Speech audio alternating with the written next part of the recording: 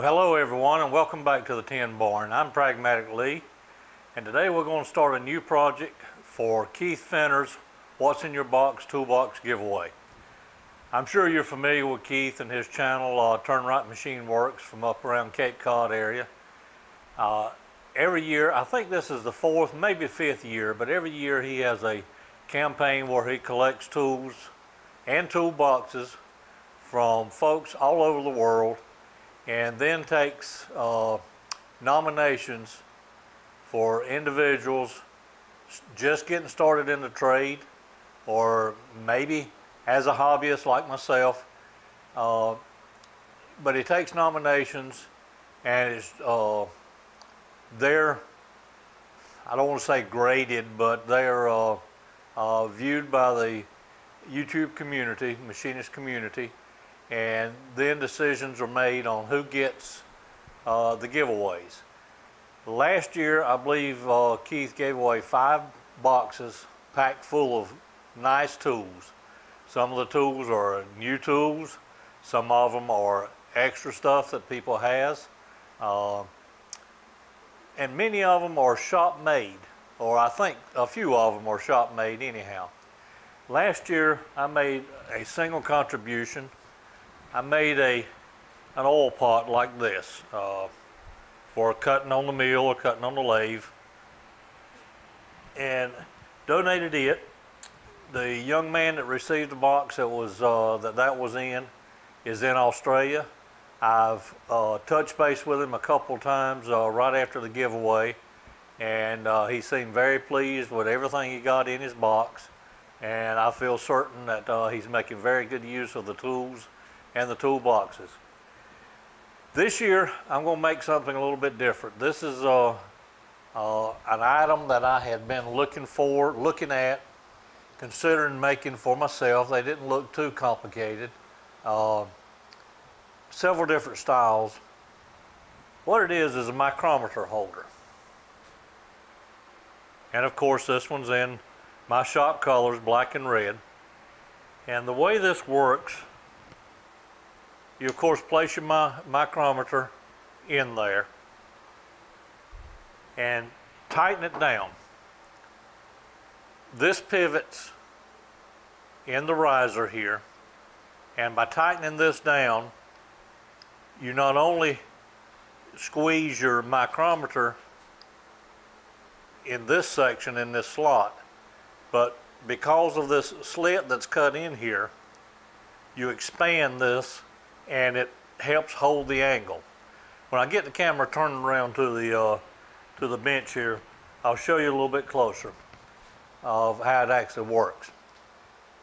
But I made one of these for myself. It was going to be the prototype. I made this one. When I saw the various different patterns of micrometer holders on the web, looking at the pictures, I thought, well, that looks nice design. I believe I can duplicate that. And so I just tried several different iterations. I've got several scrap pieces around here that didn't quite work out, but I finally come up with a combination that I think will work. And I'm going to try to make 5 of these this year. I'll not video all 5 of them, but I'll video each step of at least one or more of the ones that I make. So this design, by the way, I did see it on the web. It is not my design, and I don't know what all companies might sell this.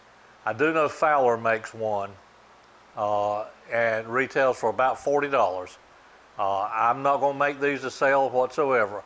I'll be making 5 of these to give to Keith for his toolbox giveaway this year. So let me get the camera turned around down on the workbench, and we'll start this process. Okay, again, the way these work is that you place your micrometer in the slot with the knob at the back and tighten down. Find the angle that's suitable for whether you're standing up, sitting down, and then just tighten it just enough to squeeze the pieces out. That will hold it in. It's for, again, for measuring parts with your micrometer, not having to hold it. This slot here will be wide enough that even the digital micrometers that have the thicker handle on them, you'll probably want to tilt the digital ones back about as far as it'll go for purposes of seeing that. Again, that's what the beauty of this particular design is that you can move it to, tilt it to whatever works for you. If I had it up higher on the bench, of course I'd want to tilt it down some. What we're going to start with, and I do have another one made up here that I've not painted, but what we're going to start with is a block of 3" by 3" by 3/4 inch thick flat bar. 2 pieces of 3" by 3"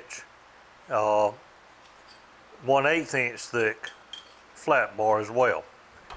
These are rough cut now. I've got my saw set up about as good as it will, so that it cuts about as straight as I can expect the saw to cut. But we will square these ends off and once we get everything put together. But what I'm going to do now is start out with, I've got a drawing here, and this drawing I'm sure is going to evolve as this process, as I determine things I might have left off the drawing and so forth. But what we're going to do first is lay out these 5 holes. Lay out where the center of the pivot will be, and also lay out these angles right here. I also have a complete set, 8 pages of the steps, the material required, and the tools required to, I'm sorry, 6 pages of the steps, the materials, and the tools that I think will be required, and a copy of that will go with each one in the event the recipient, wants to build their own again. All right, we'll start with the layout. What I'm doing now is the factory edges I'm going to keep the same. So I'm going to start, and I'll just, one that's a good top and bottom here, I'm going to mark a 1/4 inch mark on the top and scribe 1/4 inch on the bottom. All right, the first one my drawing says is 0.188 from the edge. And then I have another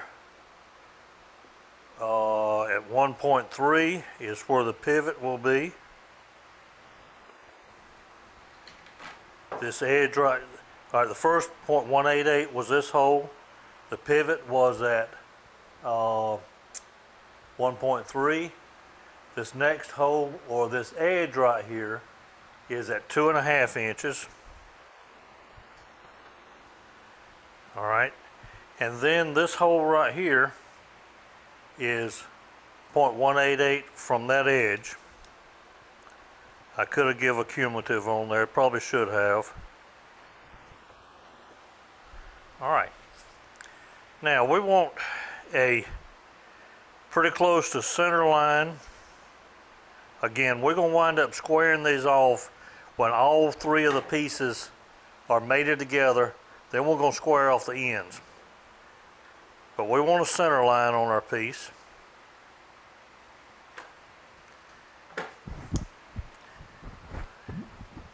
And from this point right here, which is this point, we're going to draw an angle down. So all that right there is going to come out.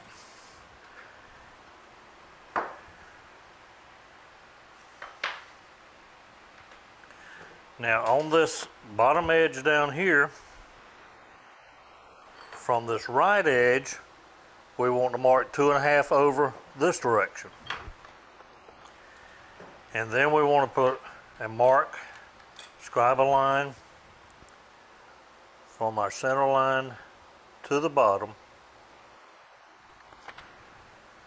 This center hole right here is going to be 1.25 from the left edge on the center line. This hole is 0.375 from the right edge. And the next one is 2.125 from that edge. Okay, so now I have the 5 holes for the screws. I'm going to punch those down. And I'm also going to punch where the center of this pivot right here is. Notice on the finish right here, this pivot is below center line. The center of it is below center. That way it doesn't come out. It's trapped in there. However, you can turn it straight up like this and take the section out. If for whatever reason you got grit down in there, or you need to put a little lube in there. So, I've got the holes laid out now. Position of the holes. Now I've got this edge scribed and that angle scribed down there. So I'm going to do this on the other 4 left to do, or the other 3 left to do, and then we'll go over to the mill and drill these out. We'll put the 3 pieces together and drill them all as a combined unit. All right, there's just a couple marks that couple more layouts I needed to do on this that I failed to mention in that segment. But once I've got this one panel laid out like this, with the 5 holes and the center pivot and the angle cuts, I like to go ahead and match the 3 pieces together. And then on the inside of this, I'm going to turn that over just like that. I'm going to put 1 dot. Over here, I'm going to put 1 dot. So that is going to always match with that. Now I'm going to turn it over, and I'm going to put 2 dots. And 2 dots here. Now I'll take the stone and knock those down just a little bit so that I can still see the indentation, but it won't keep this from setting on the piece or matching together. All right. Then that way, once we get these drilled and screwed together, or once we get them drilled, we'll always know how it was laid together when it was drilled. So one more thing I want to do. This pivot right here, well, this hole for the pivot on the outer pieces here is 1.55 inches. That does not have to be exact. This is an approximation. We're going to make each one to fit. So half of 1.55 is 0.775. I've got the dividers set up there with that. This center pivot hole, the center mark I made from the pivot hole, I'm simply going to scribe a little mark on there. And when we get to the mill, I'll just simply mill to that. I'm over at the mill now, and I've got our 3 pieces, keeping our witness marks locations together. Now I want to clamp these in the mill and drill all of those at the same time. But if I use those parallels right there, the shortest parallels I have, it is just barely catching on this top piece. So what I'm going to do is some of this same material right here, this 1/8 inch thick, I'm just going to put them under there. I don't want any pecker tracks in my mill vise. So I'm going to line those up as best I can feel. And even though they were cut from the same factory probably, and they're supposed to be 3 inches factory, if I tighten that down, it may or may not, like right now it's snug on the middle and that one's still loose and the bottom is still loose.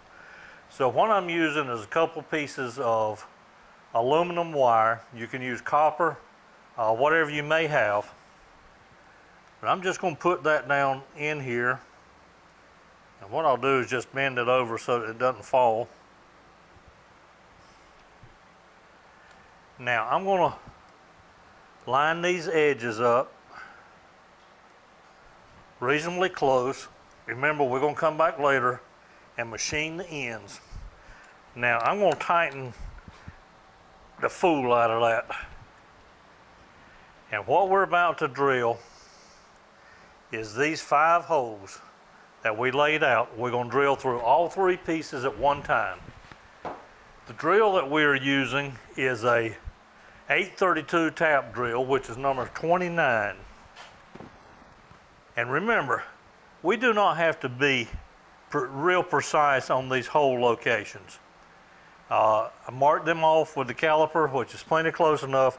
They're going to be countersunk into these edges, and then we're going to JB weld over the top of them so that no one will ever see these screws again, hopefully. So we're just going to manually line this up. And I'm going to set my Z-axis DRO. I'm going to 0 that. So I go down just a little over 1 inch into our sacrificial pieces that's on the bottom.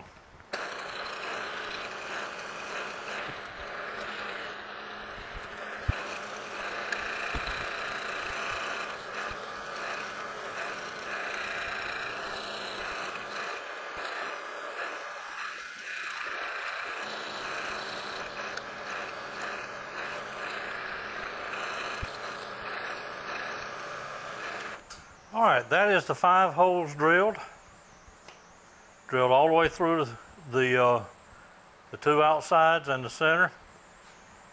Now, we matched those 2 plates to the center, and we're building 5 of these in all. I've got 4 left to build. So what I'm using is just a little tub. For each one of the projects I've got its own tub, and keeping all the pieces together that goes with it. So I'll set these out, put them in that tub, and bring another one in. All right, I'm over here at the little Power King 610 drill press now, and remember we drilled with a number 29 bit for 832 tap drill. The clearance drill for 832 is 11/64, which is what I have in here now. So we're going to clearance drill all these plates, both sides.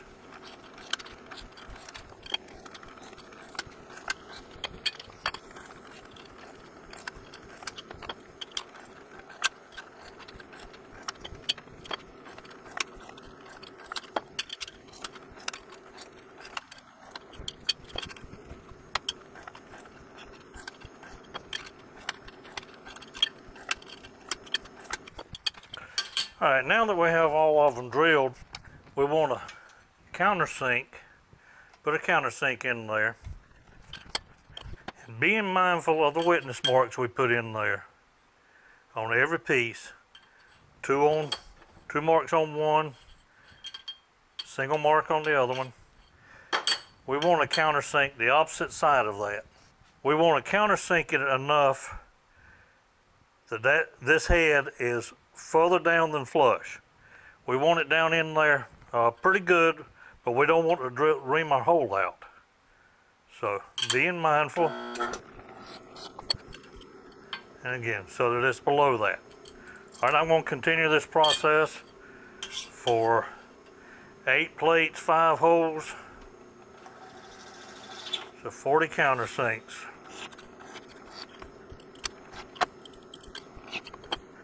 Again, being mindful that our witness mark is down.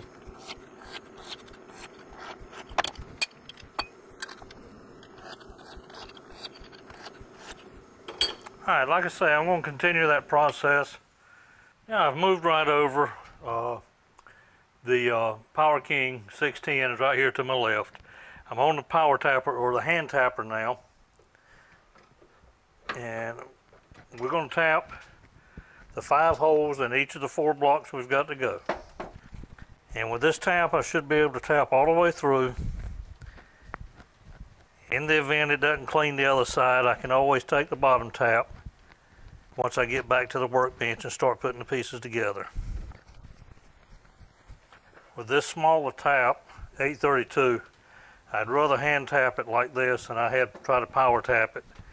I can just fill it a little better than I can on the machine, this smaller tap.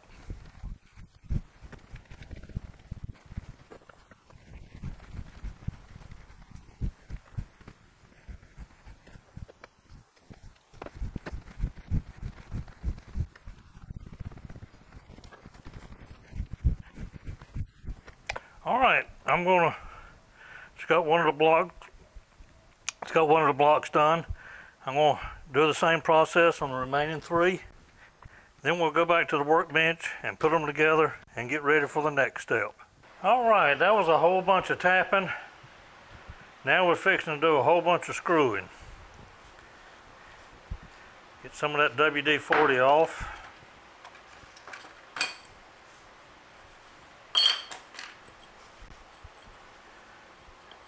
The screws I'm using, of course, are 832.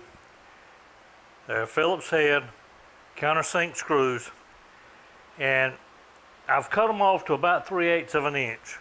With this put together, 1/2 inch ones would be just the right size if we didn't go a little beyond the flat. All right, so there's a single witness mark. There's a single witness mark.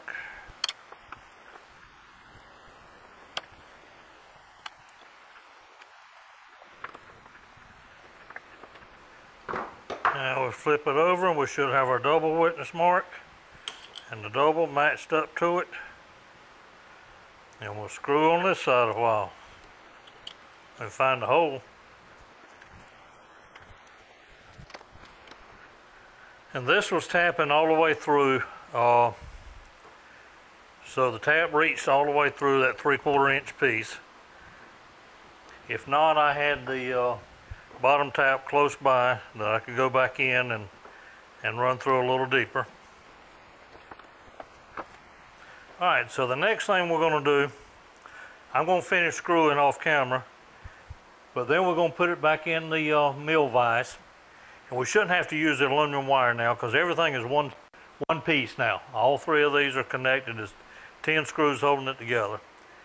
But we're going to put it back in the vise and we're going to start milling this out to that circumference that we put on there using the dividers. Okay, I've got all that screwing done for now. We're over here at the mill. And I'm using a set of parallels now. And I'm going to set this first one in there and line it up with the edge of the vise here. That's all the alignment we need to do as far as the edge of the vise. Now what we're going to do is I've got a center in there, and I'm going to lock that position down. We'll mark it on the DRO, zero it on the DRO, and also lock the table down on the X and Y. because we're going to spend right much time in this position. What I'm going to do to begin with is use a 1-inch end mill, because that's the biggest I've got.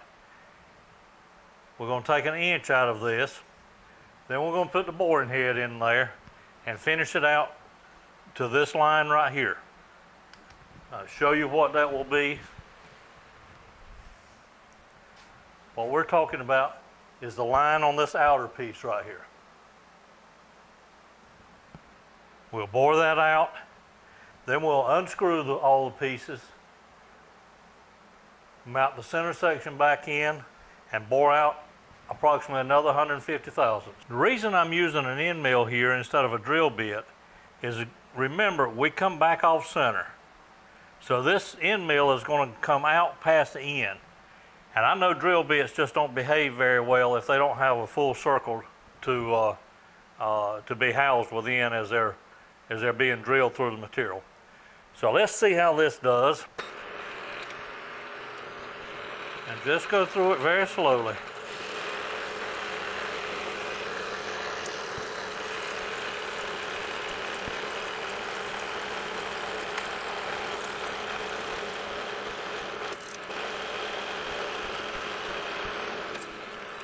That worked perfectly fine and saved a step there and a tool change. So I don't necessarily have an assembly line set up here, but as I say, we've got 4 more of these to make. So while I'm in that position, while I'm in this setup or with this tool in, I'm going to put the next one in and continue the process for the remainder. Remember, I'm keeping this edge right here, keeping that flush. All right, I'll continue that process and bring you back when we got the boring head in.